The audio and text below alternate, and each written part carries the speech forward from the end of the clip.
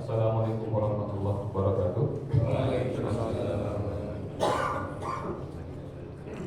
Alhamdulillah wassalatu wassalamu ala Rasulillah sayyidina wa maulana Muhammadin ibn Abdillah wa ala alihi wa ashabihi wa atba'ihi wa mawala wa ba'du. Rabbi shrah li sadri wa yassir li amri wahlul 'uqdatam min lisani yafqahu qawli. Shadaqallahul adzim. Alhamdulillah, zaman rahmat Allah, pada subuh yang baik ini insyaallah kita akan kembali meneruskan pengajian kita. Marilah sama-sama kita memulainya dengan membaca suratul Fatihah terlebih dahulu. Semoga dengan berkah Al-Fatihah ini Allah Ta'ala mengampuni seluruh dosa-dosa kita. Begitu pula dengan kedua orang tua kita dan guru-guru kita. Semoga yang sedang sakit segera disembuhkan. Semoga yang sedang sulit diberikan kemudahan. Yang memiliki hajat yang baik segera Allah kabulkan.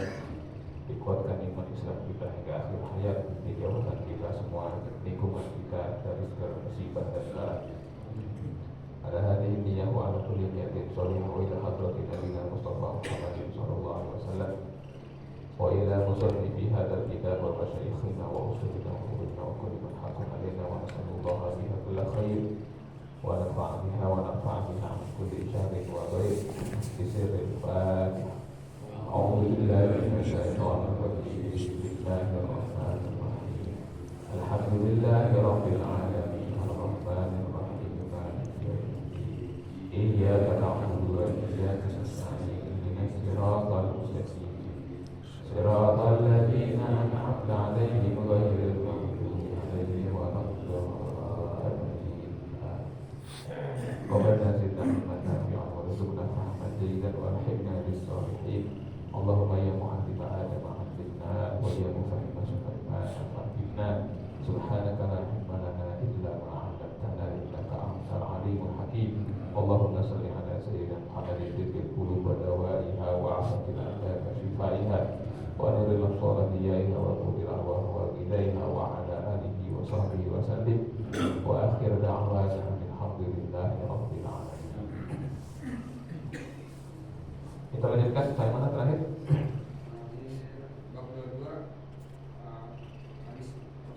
Sekarang hadis kedua. Bismillahirrahmanirrahim. Qala al-musannifu rahimahullahu ta'ala wa nafa'ana bihi wa ulumihi fid dharain amin. Al-hadits tsani an Sayyidina Jarir bin Abdullah radhiyallahu anhu qala bay'atu Rasulullah sallallahu alaihi wasallam ala iqamis shalah wa ita'iz zakat wa nushi likulli muslimin muttafaqun alaih. Hadis yang kedua dari sahabat Jarir bin Abdullah radhiyallahu anhu, beliau telah berkata, aku membaiat Rasulullah sallallahu alaihi wasallam.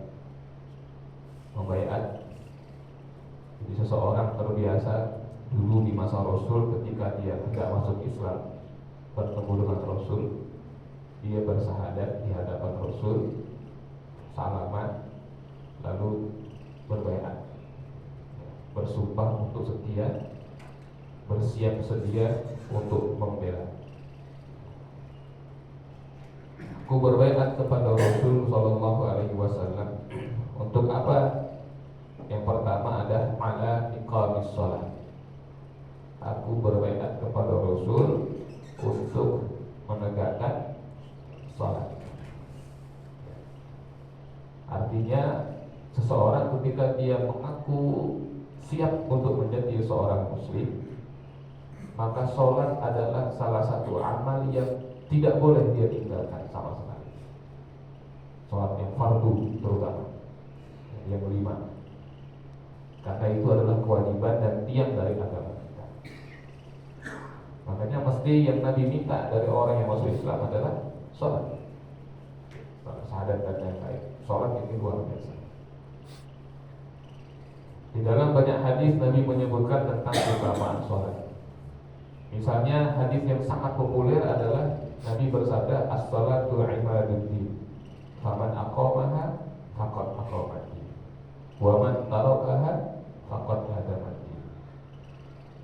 Artinya sholat adalah tiang agama. Siapa yang mengerjakan sholat atau menegakkan sholat, maka dia telah menegakkan agamanya. Dan siapa yang meninggalkan sholat, maka dia telah merobohkan agama. Jadi tolak ukur baiknya agama seseorang yang pertama adalah sholat. Itulah kenapa tidak peduli seberapa bagus kelakuannya, kalau dia meninggalkan sholat, itu Nabi berkomentar la khair, nggak ada kebaikan.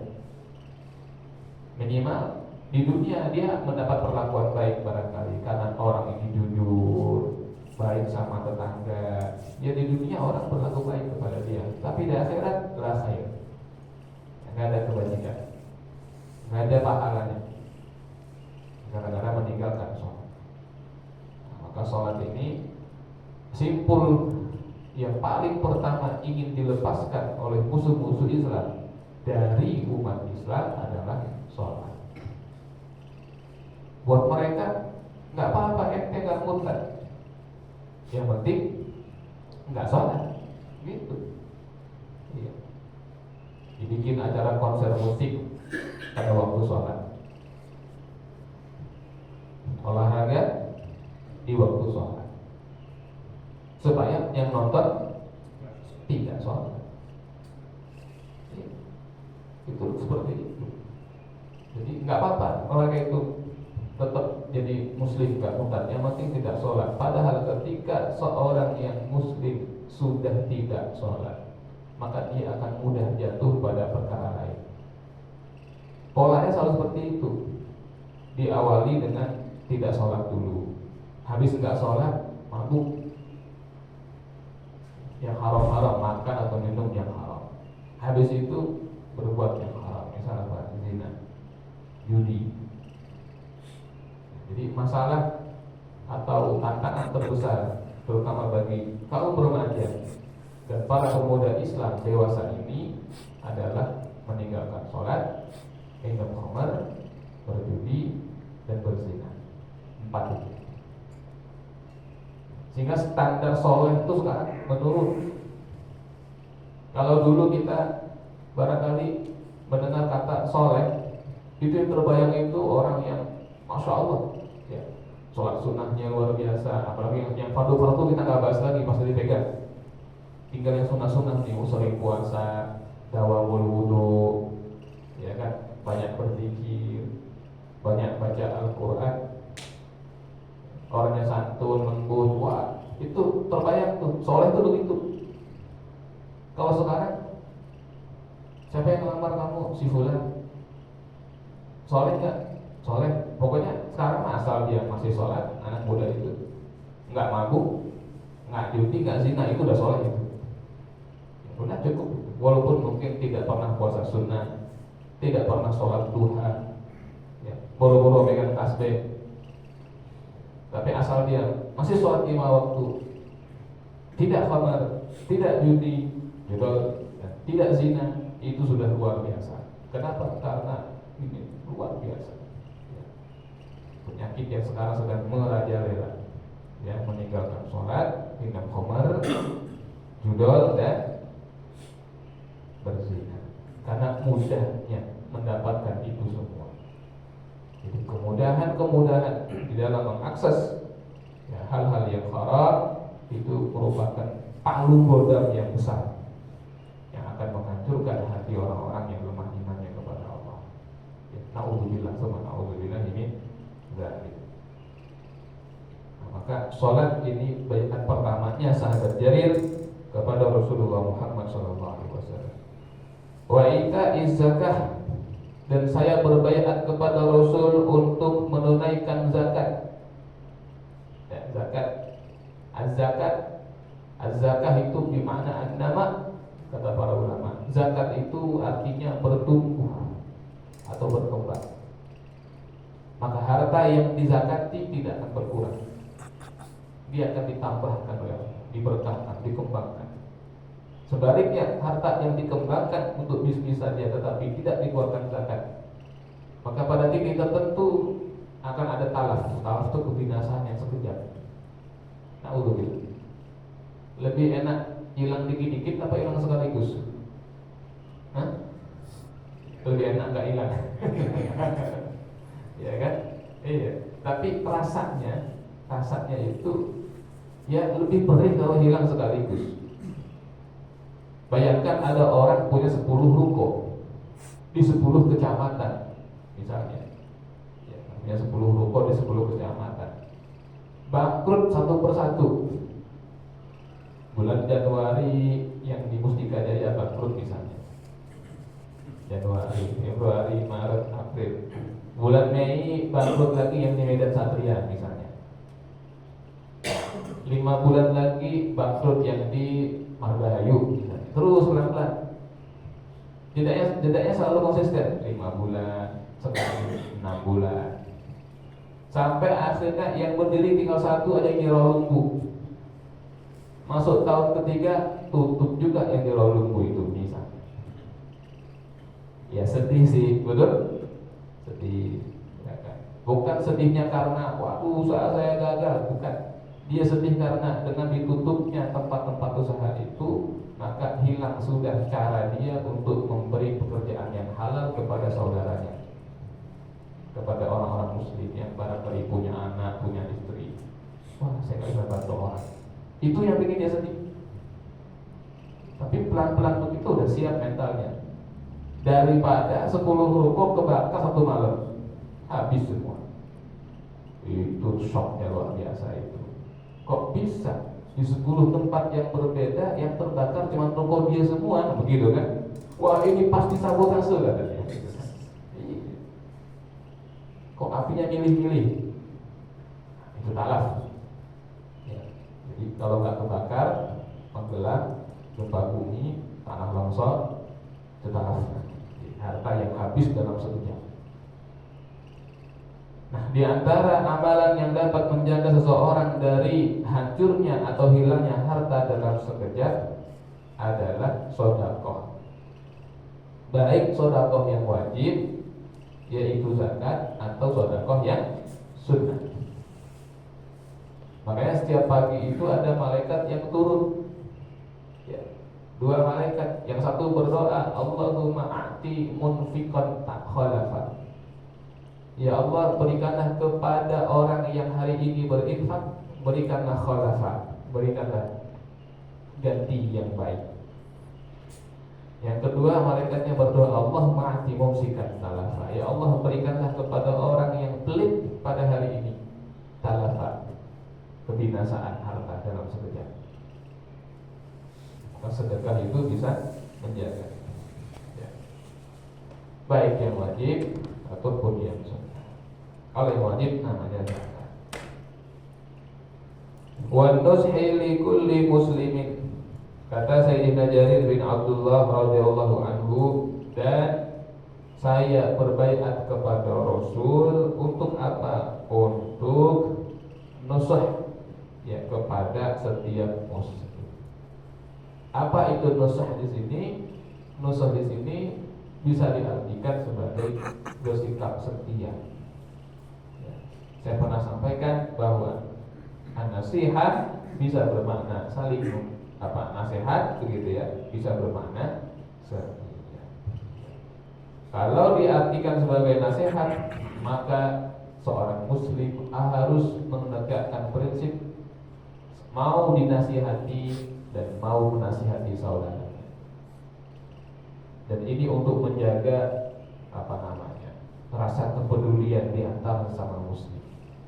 Kalau sampai pada titik seorang muslim si A, si B berbuat apa saja dia nggak peduli, nafsi misalnya, bukan urusan saya. Nah, ini sudah rusak ukhuwahnya, ya, sudah retak berarti. Jadi ukhuwah itu harus dijaga dengan kepedulian, karena seorang mukmin ibaratkan cermin bagi mukmin yang lain. Yang namanya cermin, kalau kita melihat, tak kalah bercermin, peci kita miring, kita lurusin. Dasi kita miring, kita benerin. Itu cermin. Maka kalau ada saudara kita yang miring-miring, kita lurusin, bukan diabaikan. Nah, itu nasihat. Cuman jadi manusia jangan hanya mau memberi nasihat tapi gak mau dinasihati, itu berbahaya. Jadi kalau dia mau memberi nasihat, maka dia juga harus mau menerima nasihat. Tinggal nanti caranya. Kata para ulama pendidikan, at-thariqah ahammu minal madah. Metode itu lebih penting daripada materi. Ya. Tidak peduli sebagus apapun materinya, kalau caranya salah, gak masuk. Tidak peduli setulus apapun, sebagus apapun niatnya, kalau caranya ketika menasihati kawannya salah, gak masuk. Yang masuk cuma tersinggungnya aja si kawan itu, karena cara kita yang salah di dalam menasihati orang. Jadi menasihati orang itu ada seninya. Seni memilih kalimat yang baik, seni memilih waktu yang baik, seni memilih cara yang baik. Ada yang perlu langsung, ada yang kita tunda dulu. Oh, belum tempatnya. Ya. Kalau ada anak kecil, kita lihat ada anak kecil bicara kotor, nah itu langsung. Ya. Ada anak-anak yang makan masih pakai tangan kiri, itu langsung nasihati. Ya kan? Tapi ada titik-titik di mana nggak langsung. Misalnya kita sedang kumpul sama keluarga biasa, ya kan? Lalu istri kita sedang ngobrol sama ipar-iparnya, lagi arisan keluarga misalnya. Lalu kita mendengar istri kita ini berbicara sesuatu yang menurut kita itu tidak seharusnya, yang menurut kita ini menyinggung saudara kita. Terlihat dari perubahan ekspresi wajah saudara kita itu kayaknya. Nah itu kita jangan langsung tegur istri, diam dulu. Paling kita langsung nyamber, motong, alihkan pembicaraan. Begitu caranya. Setelah sampai di rumah baru bilang, "Mah, maaf ya gitu kan. Tadi papa dengar." Nah, baru tuh nasihati. Lain kali jangan begini. Itu seperti itu. Pernah suatu ketika datang beberapa orang tamu, ya kan? 2 orang tamu datang. Kemudian bicara ini itu, ya kan? Kemudian saya tamu ini bawa istri, ya, jadi 2 orang suami istri. Saya nggak enak kalau sendirian, saya panggil istri saya turun. Dan biar istri saya ngobrol sama istrinya, gitu kan? Saya ngobrol sama yang lain. Nah di tengah pembicaraan itu saya benar ada pembicaraan masalah anak, ya kan? Masalah anak gini. Nah, tamunya pulang, terus akhirnya saya bilang ke istri, besok kalau kamu ketemu sama si fulana, jangan ngebahas anak, saya bilang. Kenapa emang ya? Katanya, karena mereka berdua itu nikah sudah lebih dari 15 tahun tapi belum punya anak, saya bilang. Belum punya keturunan. Jangan sampai secara gak sengaja kita membuat hati orang sedih. Kayak gitu. Saya nggak langsung tegur itu, saya lihat aja. Kenapa? Kita harus menjaga. Harus menjaga, satu, ya jangan menyakiti hati orang. Tapi yang kedua juga, jangan menyakiti hati orang ketika kita memberi nasihat, apalagi itu pasangan sendiri. Cari waktu yang tepat. Nah ini salah satu bayangannya sahabat Jarir kepada Nabi SAW, yaitu untuk menasihati dan bersikap setia kepada setiap muslim. Wa an Anas radhiyallahu anhu 'anil Nabi sallallahu alaihi wasallam qala la yu'minu ahadukum hatta yuhibba li akhihi ma yuhibbu li nafsihi, muttafaqun alaih. Dari sahabat Anas bin Malik radhiyallahu anhu dari Nabi Muhammad sallallahu alaihi wasallam, Nabi bersabda yang artinya tidaklah, la yu'minu secara harfiah artinya tidaklah beriman. Tidaklah beriman salah seorang di antara kamu sampai dia sanggup mencintai untuk saudaranya apa-apa yang dia cintai untuk dirinya sendiri. Muttafaqun alaih. Ini hadis ini sahih ya, muttafaqun alaih. Itu bisa kita temukan dalam hadis Imam Bukhari maupun dalam hadis Imam Muslim. Jamaah yang dirahmati Allah Subhanahu wa taala, pada hadis yang ketiga dari bab yang ke-22 ini kita dapat lagi melihat salah satu contoh kenapa kita perlu mentakwil. Saya berkali-kali menyampaikan bahwa di dalam memahami suatu teks, baik teks itu Al-Quran maupun hadis, jangan menegakkan prinsip bahwa teks itu kita telan bulat-bulat, ya, kita terima saja apa adanya. Karena kalau diterima apa saja, ya, dan secara apa adanya tanpa memedulikan beberapa sudut pandang, maka kita akan terjebak, ya, akan terjebak. Oleh karena itu ada beberapa teks baik Quran maupun hadis yang perlu kita takwil.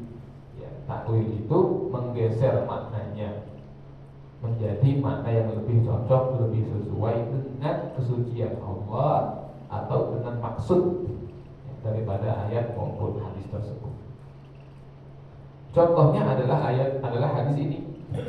Nabi menyebutkan la yu'minu ahadukum. Kalau kita terjemahkan secara literal, secara harfiah, la yu'minu tidak beriman. Ahadukum salah seorang di antara kalian. Kalau tidak beriman berarti apa? Lawan katanya berarti apa? Kafir, gitu kan? La yu'minu ahadukum, tidak beriman salah satu di antara kalian. Dalam kurung kafir. Nah, berarti kita pakai bahasa kafir sekarang. Kafir salah seorang di antara kalian karena gak beriman.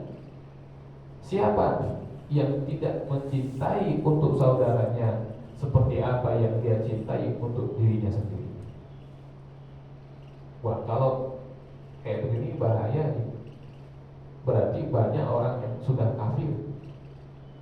Karena apa? Karena banyak orang yang tidak sanggup mencintai untuk saudaranya apa-apa yang dia cintai untuk dirinya. Apa buktinya? Masih banyak orang yang ketika punya dua barang, terus dia mau ngasih ke saudaranya, dia kasih yang ini, yang dia udah gak demen. Betul? Ini udah gak kepake, ini udah lama ini, buat mas aja gitu kan. Adapun gamis yang baru yang harganya 1,2 juta masih dia pakai, gitu kan, dia masih senang. Yang dia udah gak senang dikasih ke orang. Punya jam tangan, saya jam ini masih bagus nih, ini masih bagus, udah lama tapi masih bagus, kasih ke orang. Adapun yang Rolex yang terbaru, ya dia yang pakai, dia masih senang. Punya motor, ada motor nganggur tuh di rumah, pakai aja, nggak apa-apa, ya kan. Adapun yang terbaru yang buat dia, maksud buat orang. Begitu kan? Masih banyak orang yang ketika masalah cinta sesuatu belum bisa dia mencintai untuk saudaranya seperti yang dia cintai untuk dirinya. Masih banyak orang yang lebih senang disanjung daripada menyanjung orang. Jadi dia senang disanjung, tapi dia nggak senang menyanjung orang. Dia senang dihormati, tapi dia nggak senang menghormati orang. Nah, kalau hadis ini kita terima, kita telan bulat-bulat, berarti kafir semua ini orang gitu. Jadi ya. Maka hadis ini walaupun berbunyi la yu'minu ahadukum, bukan tidak beriman, tetapi kata para ulama tidak sempurna. Tidak sempurna iman kamu. Kalau tidak sempurna berarti yang kayak tadi itu masih mukmin, cuman belum sempurna. Kalau dia mau sempurna keimanannya, apa syaratnya? Dia harus bisa mencintai untuk saudaranya itu sebagaimana yang dia cintai untuk dirinya sendiri. Kalau dia cinta kenyang, cinta rumahnya nggak bocor, nyaman, aman, dia cinta anaknya sekolah semua, ya, maka dia juga cinta saudaranya itu punya tempat tinggal yang layak. Dia senang ngasih makan orang, Kenapa? Saya senang kok kalau saya makan, anak istri kenyang, saya tidur tenang. Maka dia senang berderma kepada orang yang sulit, ngasih beasiswa kepada anak-anak yang kurang mampu. Kenapa? Saya senang anak saya bisa sekolah semua, alhamdulillah. Jadi semoga dengan ilmu itu bisa bermanfaat. Kalau saya ngasih uang, uang bisa habis. Saya ngasih baju, baju bisa lapuk. Saya ngasih motor, motor bisa ngadat. Tapi kalau kita kasih dia pendidikan, bisa berkembang. Nah, kesenangan itu, kalau dia senang dihormati, dia senang menghormati orang. Ini, nah, sikap ini yang akan menjadi kesempurnaan yang daripada iman kita ya, kepada Allah Subhanahu wa Ta'ala. Ini hadis yang ketiga. Nah, hadis yang terakhir rupanya ya, dari bab yang ke-22. Sampai di sini, barangkali ada yang mau Bapak tambahkan atau tanyakan terkait materi kita atau yang lain, saya persilakan. Monggo Pak. Saya tertarik dengan takwil bahwa dalam kita memahami hadis atau Al-Quran, kita boleh bertakwil. Nah di situ kata-katanya boleh apa harus, satu boleh atau harus. Terus apakah takwil kalau dibolehkan atau diharuskan itu boleh sebebas yang kita pikir bahwa ini cocok nih. Contoh gini umpamanya di konkretnya. Suatu saat saya ngobrol sama orang dan tiba-tiba ada satu orang yang datang terus ngomong pakai bahasa Inggris gitu umpamanya. Terus saya bilang jangan begitu, ngomong pakai bahasa Indonesia aja karena itu melanggar hadis itu. Dia protes, hadis yang mana? Saya bilang hadis yang tidak boleh berbisik di antara kalian bertiga. Nah, itu kan rasanya antara bahasa dengan berbisik itu gitu. Jadi pertanyaannya adalah, bolehkah kita mentakwil sesuatu dengan pemahaman kita yang bebas gitu? Pemahaman kita yang bebas lagi tidak maksiat dan takwil. Nah, itu Ustaz, terima kasih. Baik, pertanyaan yang bagus. Yang pertama tentang mentakwil, apakah ini dihukumi sebagai boleh atau dihukumi sebagai keharusan? Memahami ayat atau teks ya, hadis misalnya, itu kata para ulama bisa menggunakan beberapa metode. Yang pertama adalah metodenya disebut dengan metode tafwid. Tafwid itu kita nggak komentari, alias diam saja. Metode tafwid. Ya. Ini apa maksudnya nih? Wallahu a'lam. Dan kita nggak boleh komen. Begini bukan. Nggak ada komentar. Tidak mau menjawab, tidak mau berpendapat. Ini metode yang namanya tafwid. Menyerahkan semuanya kepada Allah. Ar-Rahman 'alal 'arsy istawa. Ini maksudnya apa nih Allah Ar-Rahman 'alal 'arsy istawa? Wallahu a'lam. Bersemayam? Enggak, wallahu a'lam. Kalau bersemayam itu pemahaman Anda. Ya. Terus istawanya apa? Ya nggak tahu, yang tahu cuma Allah. Ya jelas bukan bersemayam, karena kalau bersemayam itu kita terjemah namanya. Kalau tafwid dia serahkan kepada Allah. Nggak mau komen. Ini metode tafwid.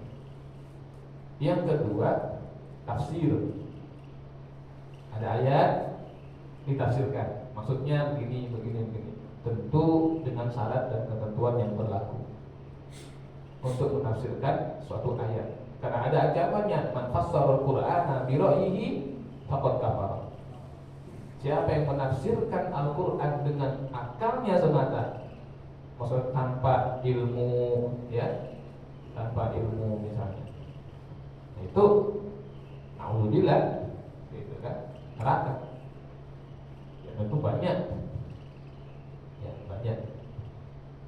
Contoh misalnya, pernah nggak sengaja berseliweran di YouTube itu ada satu channel namanya NPK. Saya pikir pupuk, gitu, iya. Karena saya lagi nanam cabai itu, iya di rumah. Kenapa kok apa buahnya hitam-hitam? Saya bilang gitu kan, ada yang hitam. Saya pikir ini hama atau apa? Ternyata NPK itu channel apa namanya, Nur Pencipta Kebenaran. Apa ini saya bilang gitu kan, NPK itu. Saya klik aja, pengen tahu. Pakai belangkon, duduk di teras, backgroundnya berantakan begitu kan, kayak gudang. Tahu-tahu bicara Quran. Kawannya satu orang baca Quran dengan bacaan yang terbata-bata dan banyak salahnya. Lalu yang pakai belangkon tadi menerangkan tafsirnya, tapi yang aku muhtadin, kata dia. Muhtadin itu orang kan, din itu agama ya. Loh, kok muhtadin jadi dinnya agama nih, gimana cerita? Kan muhtadin itu ihtada yang tadi asal katanya. Kan din itu agama, jadi muhtadin orang yang diberi agama. Lah, saya cuma nonton mungkin 3 menit udah ngawur, ini bukan orang alim. Saya langsung komentar aja. Ini tafsirnya ngawur mas, saya bilang. Mendingan sampai belajar dulu aja yang benar. Jangan bicara tafsir sembarangan. Udah saya komentar saja. Itu bahaya. Karena yang nonton ternyata puluhan ribu. Jadi menafsirkan Al-Quran atau hadis tetap perlu perangkat keilmuan. Nah yang ketiga adalah takwil. Takwil itu mengambil arti yang lebih cocok, tetapi mengambil arti di sini juga tetap ada batasannya. Ini sekaligus nanti menjawab soal yang kedua. Tidak bebas sebebas-bebas Allah ngawur sama sekali, tidak.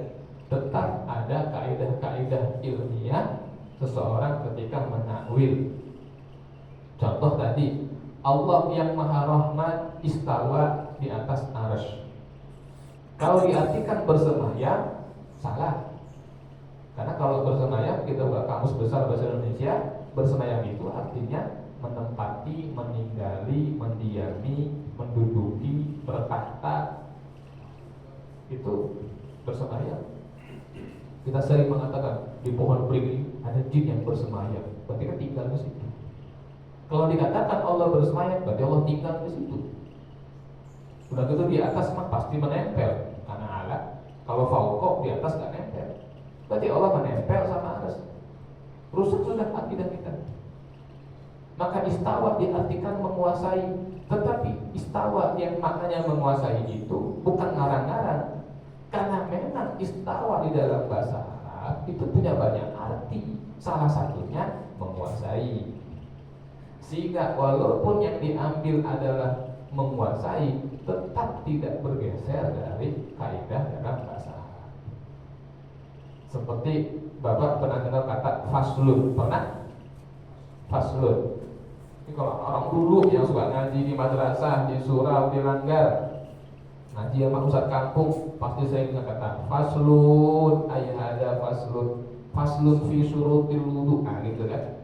Pasal, faslun bermula sebuah pasal. Jadi faslun itu maknanya pasal. Pasal apa? Pasal tentang rukun wudu. Pasal apa sekarang? Pasal tentang yang membatalkan wudu. Itu di Safinah ada. Tapi apakah faslun itu artinya hanya pasal atau bab? Enggak. Faslun punya arti lain. Apa itu? Kelas. Kamu kelas berapa? Ayu faslin. Jelaskan. Faslun selain kelas juga punya arti lain. Apa itu? Musim. Musim. Faslus syita, faslus saif, faslus kharif. Musim panas, musim dingin, musim gugur. Itu faslun juga.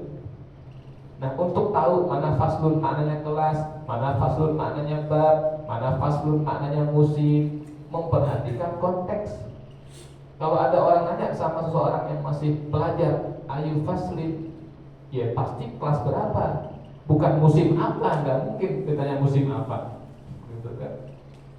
Berarti kan perlu kecerdasan untuk memahami konteksnya. Nah, sehingga ketika seseorang menakwil bukan sebebas-bebasnya, tetapi juga perlu perangkat pemahaman ya, dan keilmuan. Nah, kemudian bolehkah seseorang itu ketika bercakap-cakap menggunakan bahasa asing? Datang seseorang, si A ngobrol sama si B, datang si C ini ngomong sama si A pakai bahasa asing, gitu kan? Bolehkah dia bercakap demikian?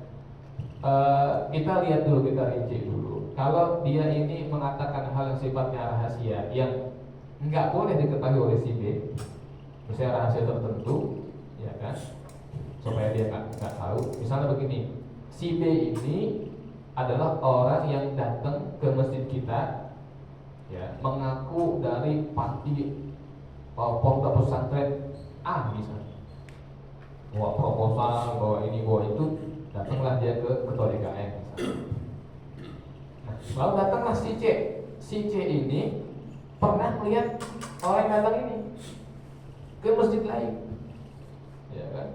Atau ngakunya mualaf, gitu kan? Dan sudah mualaf di situ, dapat dana, sekarang ke masjid kita.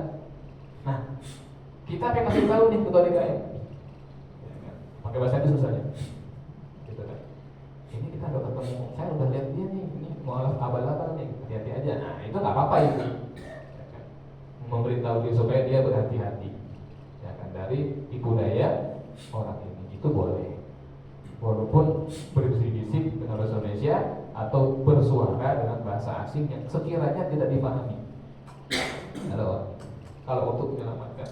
Tapi kalau lagi ngobrol biasa, teman lagi ngobrol apa, datang orang ketiga dan orang ini hanya bicara dengan salah satu saja pakai bahasa asing atau bahasa daerah misalnya. Bahasa asing, bahasa daerah. Yang ini orang Sunda, yang ini orang Padang. Datang lagi orang Sunda lagi, ngobrol sama bahasa Sunda saja. Nah, itu juga itu nggak bagus, ya kan?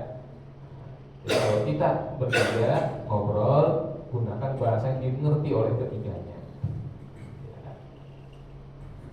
Nabi pernah menyebut seperti itu, dia ya, boleh digunakan hadis tadi sebagai dalil, ya, untuk tidak asik bicara berdua saja ketika situ ada orang yang ketiga dan keempat. Ya, boleh. Segera ya. Monggo Pak. Waalaikumsalam. Bagaimana hukumnya jika Islam kejawen Pak itu tidak sholat, dia pakai cuma syahadat, puasa dan zakat. Itu yang pertama. Yang kedua, saya punya kenalan setiap kajian dia nggak cuma begini, karena saya nggak makan gitu. Saya bersalawat pada Nabi, tapi dia menjalankan sholat. Itu pertanyaan saya. Gimana kalau saya? Waalaikumsalam warahmatullahi wabarakatuh. Bagus. Yang pertama tentang orang yang dia hanya Islamnya itu hanya menegakkan syahadat, lalu puasa, lalu zakat. Adapun sholat dia nggak tegakkan. Terserah mau judulnya kejawen kek, mau wiwitan kek, mau apa kek, ya ngakunya torekoh apalah. Ya, pokoknya kalau dia meninggalkan sholat, dia berdosa besar. Ya, dia dosa besar. Bahkan kalau dia tidak sholat karena mengingkari kewajiban sholat, itu bisa jadi kafir. Bisa kafir dia. Kalau orang tidak sholat karena mengingkari kewajiban, nggak perlu sholat, nggak wajib, itu nggak perlu. Kita kalau mau sampai kepada Allah nggak perlu sholat katanya. Lah, Nabi aja sholat, yang udah nyampe, ini belum nyampe, nggak sholat gimana? Kapan nyampe nya itu? Kagak sholat. Ya. Nah, jadi mau apapun judulnya, kalau dia tidak sholat, hati-hati bisa berbuat kekafiran. Nauzubillah, nauzubillah min dzalik. Lalu itu gimana Ustaz? Yang kayak gitu harusnya ngaji. Cuma masalahnya setan itu menghalangi orang ini nggak mau ngaji, nggak perlu, ya kan? Mereka cenderung memandang remeh terhadap ulama, memandang remeh terhadap ahli fikih, merasa sok-sok paling tasawuf. Saya sudah tasawuf sok-soknya, begitu. Yang kayak gitu itu yang menghalangi orang dari ilmu, ya kan? Merasa sudah makrifat kepada Allah. Dia lupa Imam Asy-Syafi'i itu makrifahnya kepada Allah luar biasa, tasawufnya luar biasa, zuhudnya luar biasa, ilmunya juga luar biasa. Dia lupa si Abdul Qadir Al-Jailani yang sering dia tawasulin kalau dia zikir, sering dia tawasulin kalau dia istighotsah, itu ahli ilmu luar biasa. Kitabnya banyak tulisan beliau itu, ahli fikih, ahli hadis. Tidak hanya sibuk di zikir aja, nggak hanya sibuk di suluk tingkah laku saja, tapi juga sibuk dengan belajar dan mengajar. Sementara mereka ini meremehkan, karena saya sendiri dalam beberapa kesempatan bertemu, ya lagunya begitu, ngomongnya sok ma'rifat Gusti Allah itu enggak gila dengan ritual-ritual penghormatan. Itu penghormatan ritualistik katanya. Yang utama itu adalah keindahan spiritualistik. Saya bilang, ngomong aja ente, sini duduk, saya bilang gitu. Iya, nggak usah pakai bahasa yang tinggi-tinggi dulu, ya kan? Iya. Kalau benar bahwa yang tidak ritual itu tidak Allah inginkan dari kita, ya kan? Tidak Allah tuntut dari kita. Satu saja. Kenapa kanjeng Nabi banyak sholat? Cekin aja deh. Jawab dulu tuh. Iya. Kenapa kanjeng? Mestinya tuh berarti kanjeng Nabi masih kalah sama guru ente dong, saya bilang gitu kan. Iya. Karena Nabi masih harus sholat, guru ente udah nggak perlu sholat gitu kan. Iya. Masih lebih canggih gurunya, makomnya berarti kan. Kayak gitu udah nggak usah jawab udah. Yang penting akhlak. Loh, Nabi akhlaknya coba sebut satu akhlak Nabi yang jelek, saya bilang. Satu aja. Akhlak Nabi yang jelek satu aja sebut. Ada nggak? Oh, tapi kan banyak orang, oh itu orang, saya bilang. Iya. Kalau orang malah lain babnya. Orang ada yang daripada si fulan, si anu sholat tapi nipu, sholat tapi korupsi. Ya itu mah urusan dia. Bukan agama, bukan patokan agama kita kan nabinya bukan dia, saya bilang. Iya. Nah, jadi nggak boleh. Ya kan? Jadi orang Islam itu harus sholat. Kalau tidak sholat bisa berujung ke kafiran. Ya, naudzubillah semua, naudzubillah min dzalik. Kalau kejawen itu sendiri aslinya sebetulnya adalah orang-orang yang dalam kehidupan sehari-harinya itu memegang teguh falsafahnya orang Jawa. Artinya itu pasti orang-orang yang Jawani, ya kan, urip iku urip misalnya, dia pegang itu, ya kan. Nah itu orang Kejawen aslinya. Mereka ya sholat, zikir, maka zikir melek malamnya luar biasa aslinya. Begitu Belanda datang, salah satu pendekatan Belanda adalah merusak orang Jawa. Di Leiden itu didirikan fakultas bahasa Jawa. Begitu dia masuk, dia pelajari itu bahasa Jawa, dia pelajari tradisi Jawa, dia masuk, dia acak-acak tuh. Sehingga Islam itu orang Jawa terpisah. Karena orang Jawa kalau sudah Islam yang kuat, itu perlawanan luar biasa dia di Ponorogo. Berapa tahun tuh perang di Ponorogo? 10 tahun. 10 tahun. Orang Jawa kalau udah Islam kuat begitu, maka pasca perang di Ponorogo dia bikin fakultas bahasa Jawa. Dia pelajari. Setelah itu apa? Dia kirim. Ya kan? Dia rekrut orang Jawa masuk ke situ, kasih beasiswa. Terus muncul dan mau gandul lah di situ. Pasca itu untuk apa? Untuk menggeser sehingga Kejawen menjadi kebatinan saja.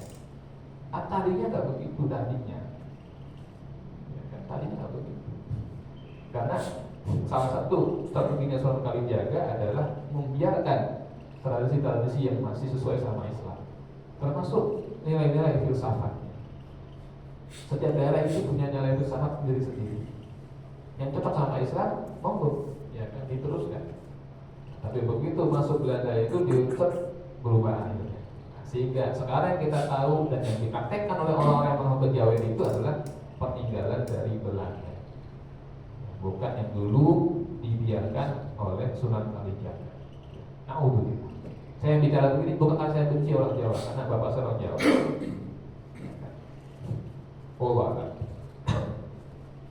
Yang kedua tadi tentang apa? Belum terasa. Ya orang yang begitu azan ya sholawat. Sholawat itu bagus. Sholawat itu diperintahkan oleh Rasulullah, oleh Allah, ya. Sallallahu. Allah perintahkan sholawat. Shollu alaihi wa sallimu taslima. Nabi juga perintahkan sholawat. Aksiru alaiya minas sholat. Perbanyaklah sholawat kepadaku. Itu perintah dalam agama. Tapi kalau dia enggak sholat, ya kan, begitu azan dia, ini saya khawatir dia ikut-ikut Islam eling, ya kan? Islam yang inget-inget. As-sholat di mana az-zikru, ya kan? Nah, sholat itu eling, nah, gitu kan? Sholat itu ingat, katanya. Siapa yang sudah ingat berarti sudah sholat. Begitu azan zuhur, ingat ya, udah zuhur, udah. nggak perlu sholat lagi katanya. Sudah ya. Habis azan qomat pulang gitu kan. Muadzin dia qomatnya dia gitu. Itu pulang ya.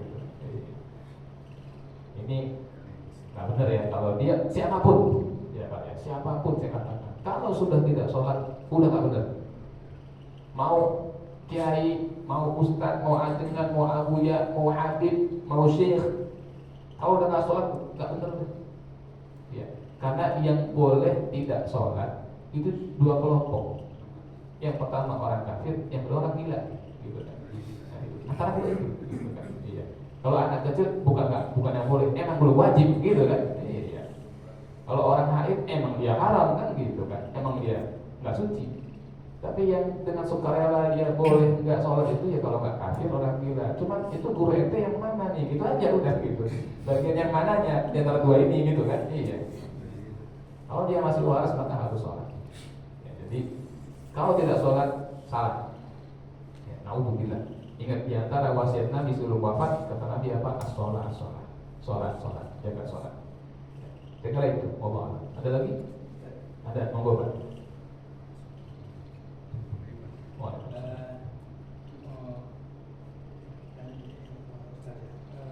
Dalam mentafsirkan Al-Quran, apakah kita kan yang mentafsirkan kadang-kadang agak berbeda ya, dia satu ayat itu bisa ditafsirkan berbeda sama orang yang berbeda. Nah, apakah bisa kita dikasih kebebasan untuk memilih ini pendapat si A, ini pendapat si B. Contoh dalam hal konteks bersentuhan kulit yang berpendapat ya ke tekstual aja bahwa namanya bersentuhan itu membatalkan wudu. Ada juga yang mengatakan bahwa bersentuhan itu maksudnya adalah bersetubuh ya antara suami istri. Ya, apakah kita dikasih kewenangan kebebasan untuk memilih? Nah, saya lebih cenderung ke pendapat ini. Seandainya salah misalnya yang itu bagaimana itu? Yang bagus. Jika ada perbedaan pendapat tentang tafsir daripada suatu ayat atau suatu teks hadis misalnya, apakah kita diberikan kebebasan untuk memilih pendapat yang mana? Gitu ya. Misalnya contohkan tadi masalah menyentuh bersentuhan kulit dengan istri. Itu kan memang ada perbedaan pendapat. Mazhab Syafi'i mengatakan kalau bersentuhan kulit bertemu kulit, suami istri sengaja atau tidak sengaja, bersahwat atau tak bersahwat, maka batal keduanya. Si istri batal, suami batal, wudunya batal. Mazhab Maliki mengatakan yang sengaja menyentuh batal. Misalnya istri sudah wudu, suami sudah wudu, istrinya lagi goreng, suaminya datang, ya kan, lalu sambil bercanda, ya kan, nepak tangan istrinya, misalnya gitu kan. Istrinya kaget, astagfirullah gitu kan. Maka yang batal suaminya, karena suaminya nyentuh, istri tersentuh. Itu mazhab Maliki, yang sengaja menyentuh dia yang batal. Kalau Syafi'i batal dua-duanya, sengaja nggak sengaja pokoknya batal. Mazhab Hambali kalau nyentuhnya pakai hawa nafsu, pakai syahwat baru batal. Mazhab Hanafi hubungan badan. Kalau bukan hubungan badan tidak batal. Nah, ada empat pendapat nih, ya kan? Padahal ayatnya sama. Aula mastumun nisa, atau kamu menyentuh perempuan. Masuk pada pertanyaan, apakah kita bebas Ustaz memilih pendapat yang mana saja? Bebas.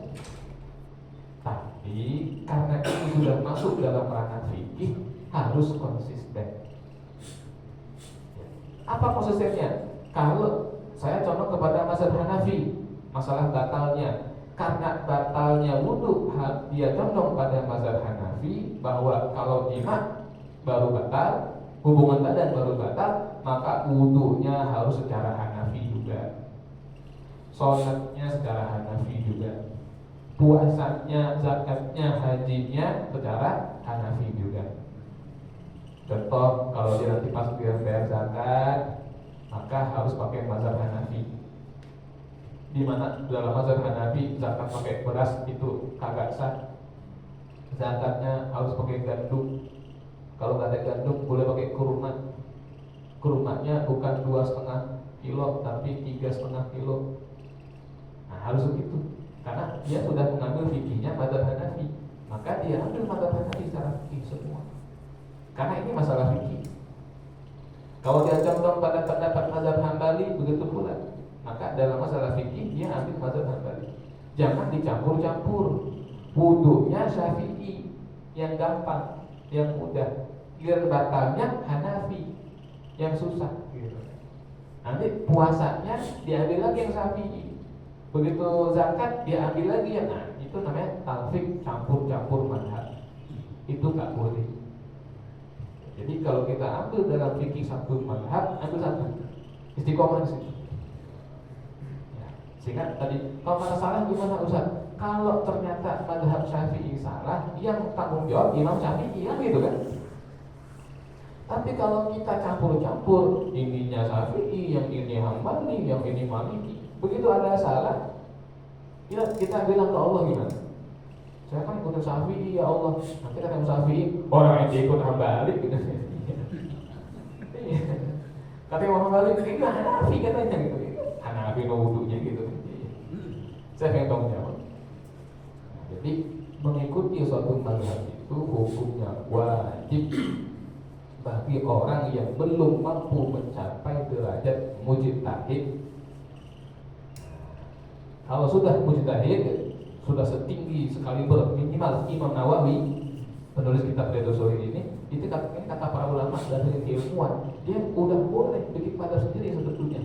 Tapi beliau mengatakan saya cukup dengan mazhab Syafi'i. Tapi kalau udah mujtahid, ya, udah luar biasa, ini dia boleh berpendapat sendiri. Termasuk kondisi di ini Pak Ustaz, itu kan kalau di kelas tawaf sama itu kan kondisinya seperti itu. Jadi sama istri ya dekat sekali, termasuk itu ya. Nah, kecuali kata para ulama, kecuali ketika kita bertawaf atau berada di haram, maka di situ kita boleh ya mazhab Syafi'i ya dibolehkan berpindah ke mazhab Hanafi, pindahnya ke mazhab Hanafi, ya kan? Kecuali itu, ya kan? Kadang-kadang kenapa saya katakan tawaf atau di haram? Karena kadang-kadang kita belum sampai ke masjid, baru turun hotel itu udah padat. Jadi kita turun hotel itu sudah harus niat pindah mazhab untuk masalah batalnya di situ. Ya kan? Karena sudah padat banget nih kadang-kadang. Kalau udah ramai gitu, itu udah ramai. Kita belum tawaf tapi udah harus gandeng istri gitu kan. Kalau enggak ntar terdorong orang saking padatnya. Nah, maka kecuali di situ kata para ulama, ketika dia dalam keadaan tawaf atau di sekitar Masjidil Haram yang sudah padat, maka kita yang mazhab Syafi'i ini berpindahnya ke mazhab Hanafi. Hati-hati, saya sering sekali mendengar para ustaz itu menyarankan ke mazhab Maliki. Kalau ke mazhab Maliki masih batal. Karena mazhab Maliki itu kaidahnya tadi saya katakan baqalal lamis dunal malmus. Yang sengaja nyentuh batal, yang tersentuh tidak batal. Sekarang bapak bawa istri, sengaja nggak dengan istri kita? Sengaja. Berarti kita batal ini gitu. Kalau Maliki, maka berpindahnya ke mazhab Hanafi. Yang baru batal kalau hubungan badan. Nggak ada orang gila yang hubungan badan itu sedikit haram gitu kan. Kita sengaja dengan istri, maka ke Hanafi pindahnya. Ya, jangan ke Hambali, jangan ke Maliki. Saya kira itu. Wallah bisa Pak. Ya, monggo Pak. Mengenai takwil itu Ustaz, kan ada ayat yang menyampaikan wama ya'lamu Ta'wilahu illallah. Tapi banyak di antara yang mereka menyebutkan kaum pemikir gitu ya, mentakwil ayat-ayat mutasabihat yang membuat kadang-kadang orang jadi bingung memilih gitu kalau biasa takwil. Apakah ayat itu sepertinya tidak cukup memagari orang-orang untuk mentakwil ayat-ayat mutasabihat? Pertanyaan baik. Jadi yang pertama Al-Quran memiliki dua jenis model ayat. Yang pertama ayat yang muhkamat. Yang muhkamat adalah ayat yang sudah terang benderang, sejelas matahari, sejelas bulan purnama di tengah malam. Begitu Allah berfirman ini, kita cukup baca ayatnya sekilas langsung paham. Nah, ini ayat yang muhkamat. Yang kedua ada ayat-ayat yang mutasyabihat, ayat-ayat yang masih samar-samar, yang kalau kita baca sekilas nggak paham, kita telan terjemahnya juga nggak paham karena terlalu banyak kemungkinan dan kita jadi mengerti. Contoh, misalnya Allah berfirman, yadullahi fawqa aydihim, tangan Allah di atas tangan orang-orang Islam. Ini tangan Allah di atas tangan orang Islam, ini gimana maksudnya? Atau Allah berfirman, nasullaha fanasiyahum, orang munafik lupa kepada Allah, maka Allah lupa kepada mereka. Wah, aduh repot ini Allah bisa lupa ini begini kan. Ini mutasyabihat. Ya kan? Wa yabqa wajhu rabbika dzul jalali wal ikram, yang abadi hanyalah wajah Tuhanmu. Waduh, Allah punya wajah.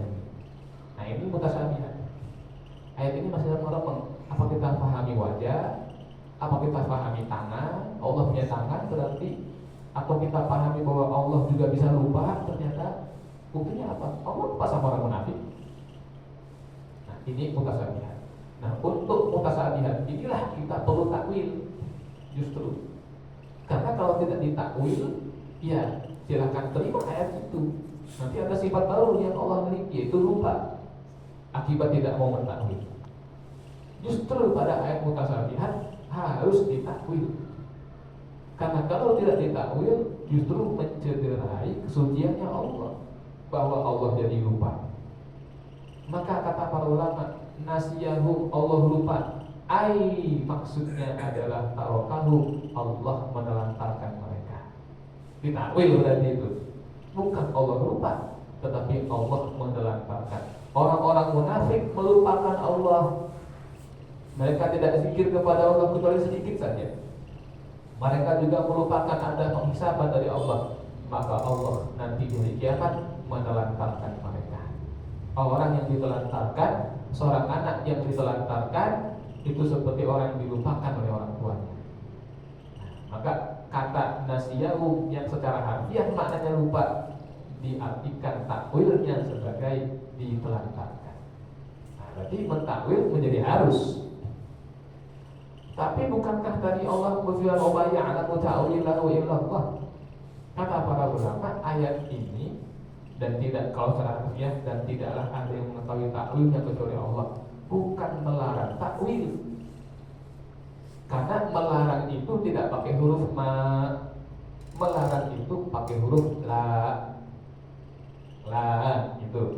Contoh, wala tulqu bi aydikum ila tahlukah. Janganlah kamu campakkan dirimu dalam kebinasaan. Pakai la. Itu namanya fi'lun nahi, fi'il melarang. Idhab, pergilah.